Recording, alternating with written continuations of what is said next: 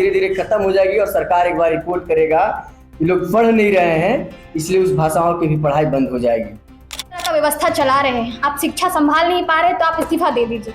कि कैसे अभी नीट पेपर लीक का मामला आया, उसके बाद सरकार ने पेपर को रद्द कर दिया और इस माध्यम से हम लोगों ने क्लस्टर सिस्टम का लगातार विरोध किया है। महिला विरोधी है, ड्रॉप आउट बढ़ाने वाला है, इस कॉलेज को बंद करने वाला है। इसके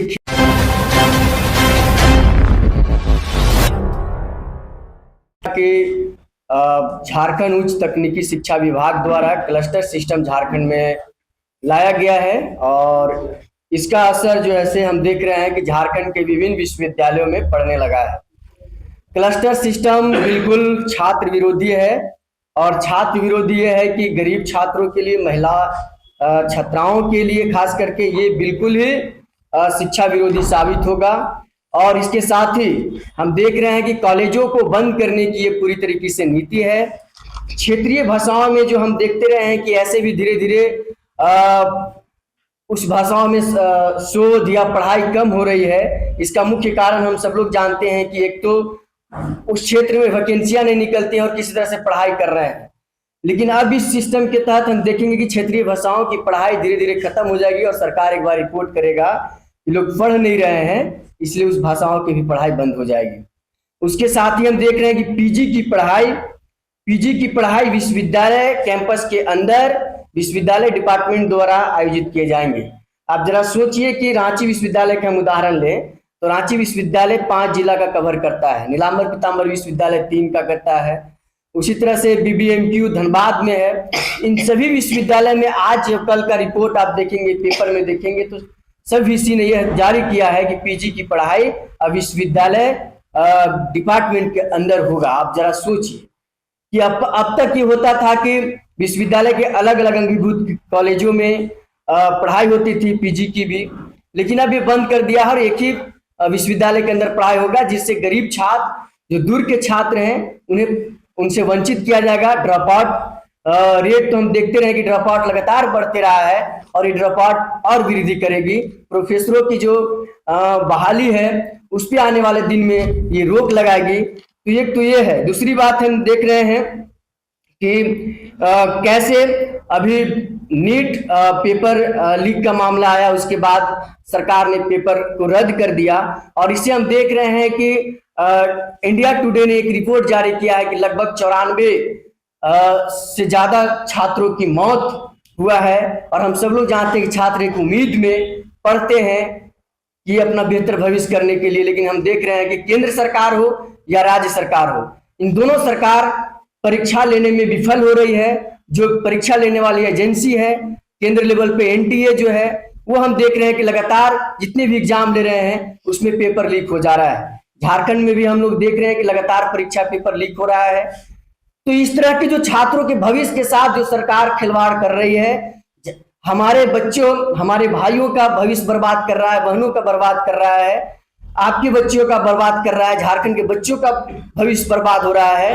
इसीलिए झारखंड के छात्र नौजवानों ने आगामी 29 मई को झारखंड चक्का जाम करने का निर्णय लिया है। इससे पहले ही आई साहब आप सब लोगों के माध्यम से हम लोगों ने क्लस्टर सिस्टम का लगातार विरोध किया और हम मीडिया के माध्यम से और तमाम तरह के माध्यमों से हम लोगों ने सरकार को बताया था कि अगर आप नहीं सुनेंगे, अगर नहीं रद्द करेंगे तो हम आने वाले दिन में इससे बड़ा रुख लेंगे। और उसी का नतीजा है कि पूरे झारखंड भर के विश्वविद्यालयों में झारखंड के छात्र आगामी 29 मई को झारखंड का चक्का जाम करने जा रहे हैं।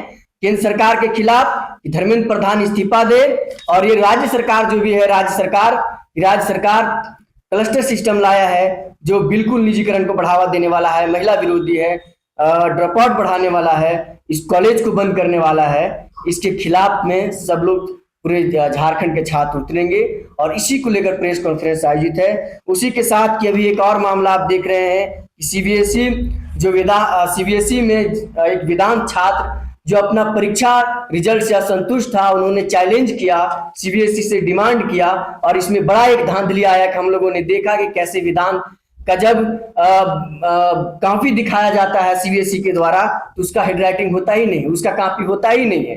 तो आप समझिए कितना बड़ा धांधली चल रहा है इस देश के अंदर, शिक्षा व्यवस्था के अंदर।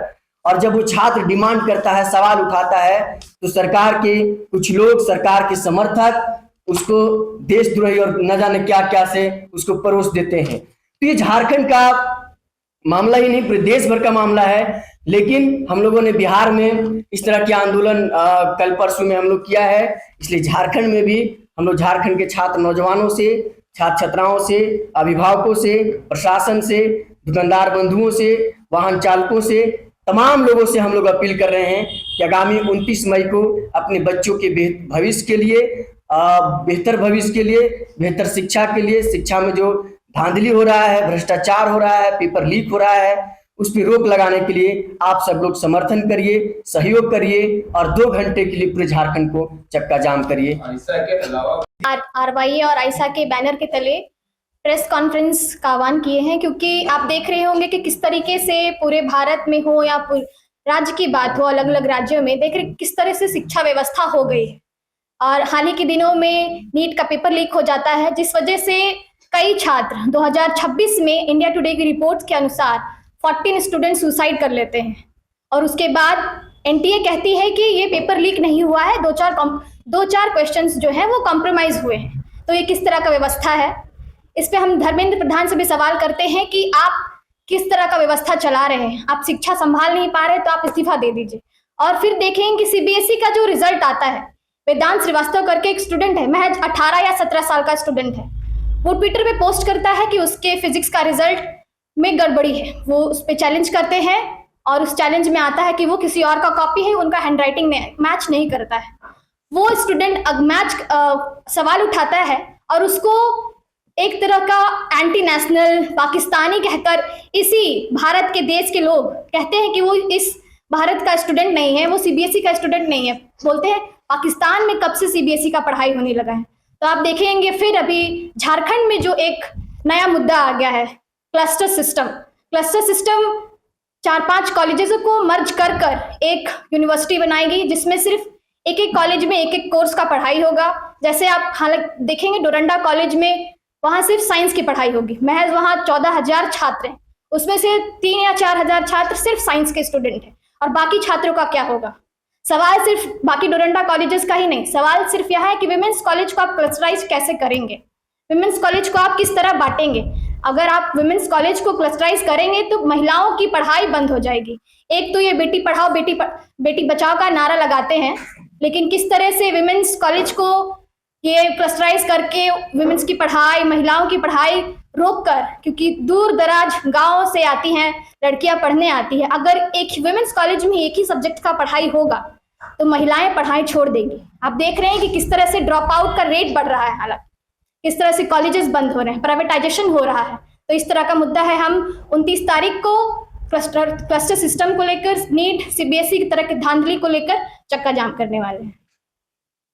आप क्लस्टर सिस्टम में देखेंगे कि अभी एक कॉलेज में प्रिंसिपल एक अनऑफिशियली टाइप से हर डिपार्टमेंट को यह निर्देश देता है कि आप जितना भी पिछले वर्ष नामांकन हुआ है उनका एक मतलब आधी संख्या में एक रिपोर्ट कीजिए कि कितना एडमिशन हुआ है, उसी के हिसाब से नया में हम एडमिशन लेंगे। आप समझिए कि किसी डिपार्टमेंट में पहले 250 बच्चा का एडमिशन हो रहा है, तो उसके हिसाब से अब 125 बच्चा का एडमिशन होगा। डायरेक्टिव 50% स्टूडेंट्स के कटौती करेगा। उसके साथ साथ जैसे ही ये बात होगा तो जहाँ पे 8 टीचर पढ़ा रहे थे पहले एक डिपार्टमेंट में, अब वहाँ पे 4 टीचर बचेंगे।